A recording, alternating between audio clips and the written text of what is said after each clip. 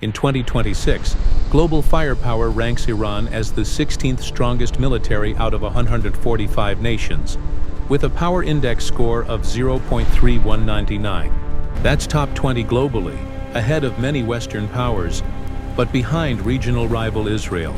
Iran runs two parallel forces: the regular army, Artesh, for conventional defense, and the powerful Islamic Revolutionary Guard Corps, IRGC, for missiles, drones, special ops, and proxies.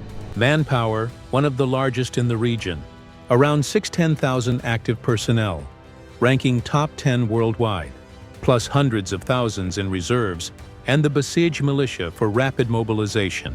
Ground forces, quantity over cutting-edge tech, thousands of tanks, including local Zulfikar upgrades, T-72s and older models, heavy artillery and rocket systems.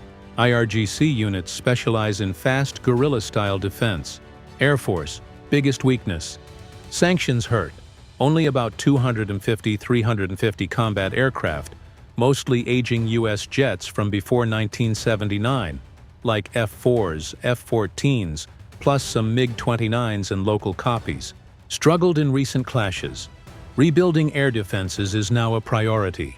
Navy, asymmetric edge.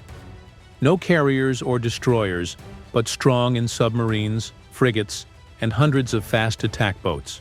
IRGC Navy excels at swarm tactics, mines, and anti-ship missiles, designed to threaten the Strait of Hormuz.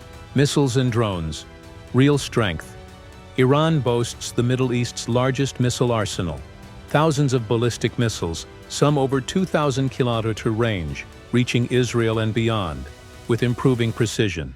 Cruise missiles and kamikaze drones like the Shahed series, proven in exports and conflicts. Strategy: saturate defenses with swarms to overwhelm. Bottom line, Iran can't match superpowers in open, high-tech war, air power and tech lag due to sanctions. But it excels at asymmetric deterrence: missiles, drones, proxies, and Gulf disruption.